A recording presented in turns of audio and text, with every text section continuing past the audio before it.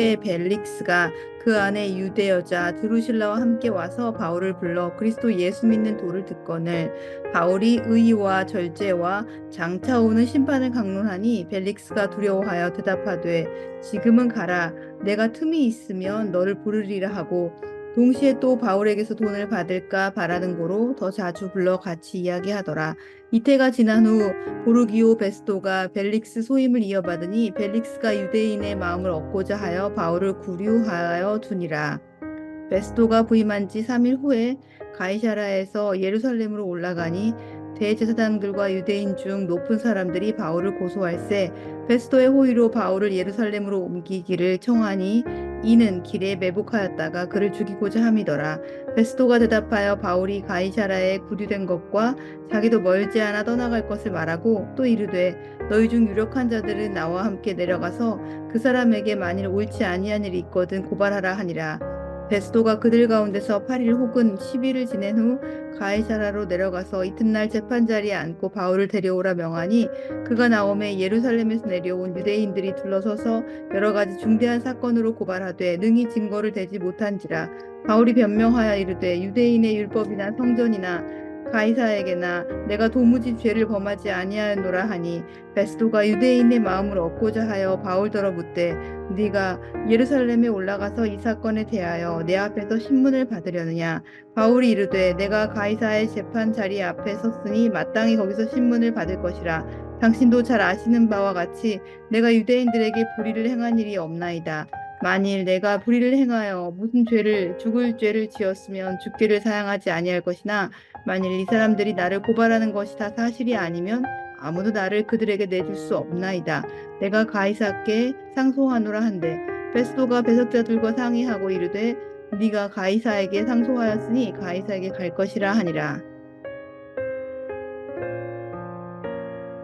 바울을 구류하고 있었던 가이사랴의 총독 벨릭스는 떠나게 되었고 후임으로 베스도라는 사람이 총독 자리에 오르게 됩니다. 예루살렘에 있던 유대인들의 지도자들은 여전히 갇혀 있었던 바울을 미워했고 어떻게든 그가 처벌을 받게 하려고 안간 힘을 쓰고 있었습니다. 새로운 총독 베스도가 세워졌을 때 유대인들은 다시 바울 고발했고 재판을 받게 되었습니다. 하지만 바울의 죄를 찾을 수가 없었고 바울을 가이사, 즉 로마의 황제가 있는 곳으로 가서 재판을 받게 할 것을 베스도 총독이 선언하게 되었습니다. 이것이 바로 오늘 본문의 주요 내용입니다.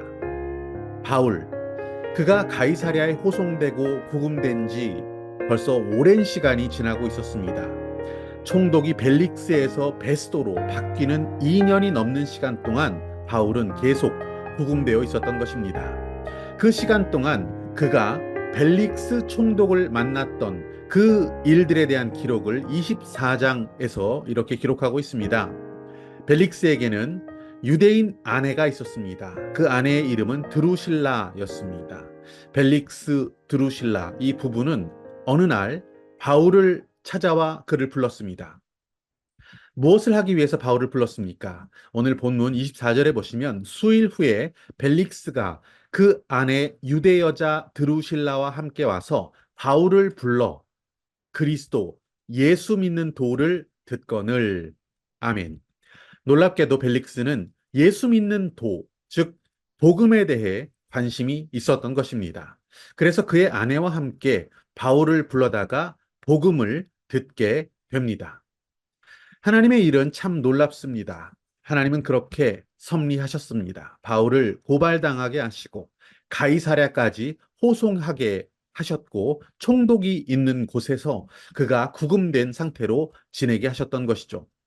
유대 지역에 가장 큰 권세를 가지고 있는 벨릭스 앞에 그를 세우셨고 벨릭스를 향해서 바울이 복음을 전할 기회를 이렇게 만들어 주셨던 것입니다. 바울이 전한 복음에 대해서 25절은 간략히 이렇게 정리해서 기록합니다.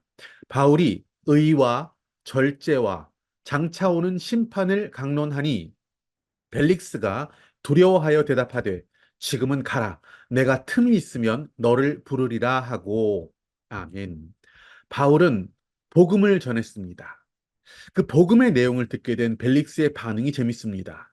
벨릭스의 마음 가운데 두려움이 생겨났다라고 증거하고 있죠. 과연 바울이 무슨 복음, 어떤 복음을 전했기에 총독의 마음에 두려움이 일어났을까? 바울이 벨릭스 총독과 그의 아내에게 전한 것은 그 복음에 대해서 크게 세 가지로 요약이 되어 있습니다. 의와 절제와 장차올 심판에 관한 것이었습니다. 이것이 복음의 내용이더라고 성경은 기록하고 있죠. 바울은 의를 전했습니다. 이것은 의롭지 못한 삶을 살아왔던 벨릭스에게는 뼈아픈 약점이기도 한 바로 그 부분이었던 것이죠. 일찍이 벨릭스는 돈을 주고 로마의 시민권을 샀다고 합니다. 이것은 이미 바울에게 말한 내용으로 기록되어 있는 것도 여러분이 확인하실 수 있습니다. 벨릭스, 그는 본래 로마 황실의 노예였습니다. 노예 출신이었던 벨릭스가 총독의 자리까지 오른 것은 정말 대단한 일이었습니다. 그 시간 동안 그는 수많은 불법과 부정을 저질러 왔고 악한 술수와 계략을 통해서 총독의 자리에까지 오른 사람이었습니다. 벨릭스 총독 그는 그 자리에 오르고도 총독의 자리에 오르고도 어떻게 하면 더 많은 뇌물을 받아낼 수 있을까? 어떻게 하면 더 많은 돈을 갈취할 수 있을까? 어떻게 하면 사람들의 인정과 인기를 누릴 수 있을까? 어떻게 하면 이 자리를 내가 오래도록 지켜낼 수 있을까? 수단과 방법을 가리지 않고 불의와 불법을 저지르는 사람, 그가 바로 벨릭스였던 것입니다. 벨릭스는 복음의 의와는 너무나 거리가 먼 사람이었습니다.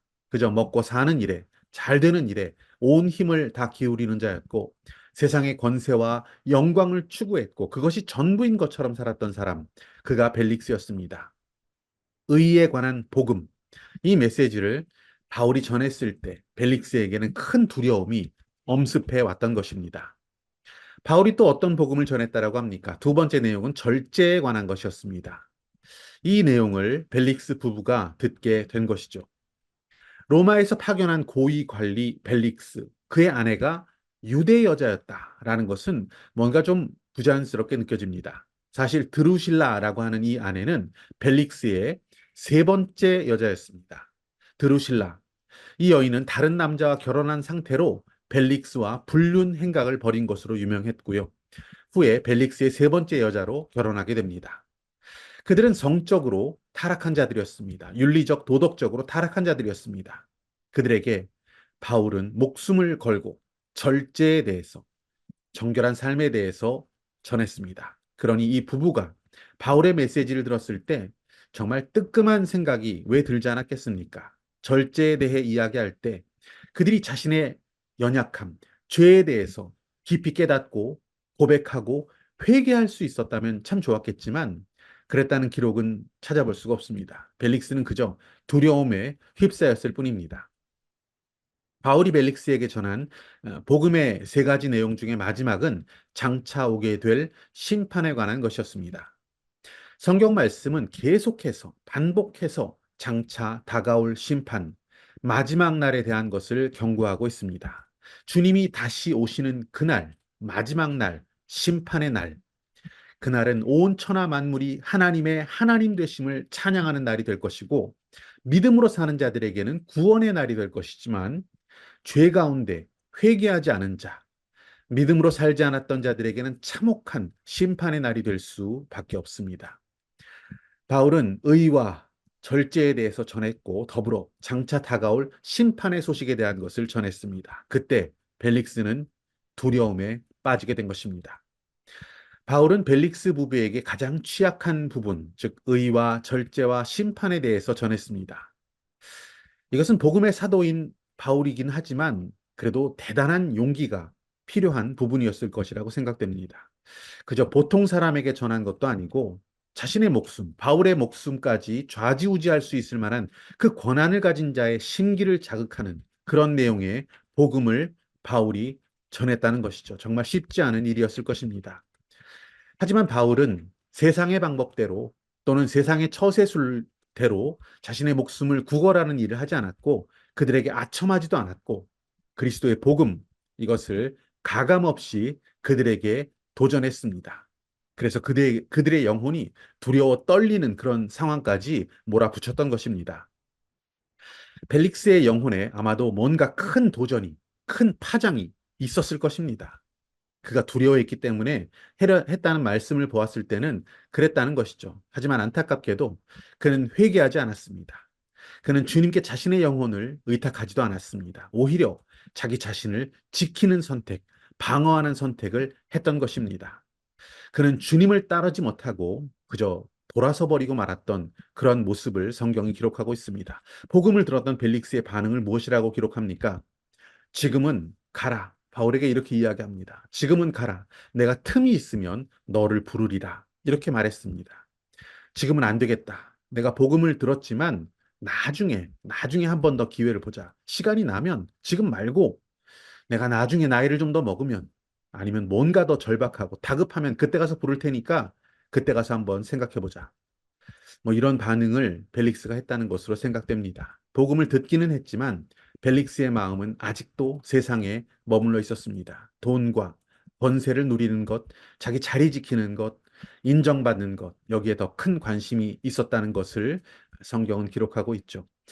이어지는 말씀을 보시면 26절에 동시에 또 바울에게서 돈을 받을까 바라는 고로 더 자주 불러 같이 이야기하더라. 굉장히 엉뚱한 생각으로 바울을 만났다는 것을 26절이 기록하고 있습니다.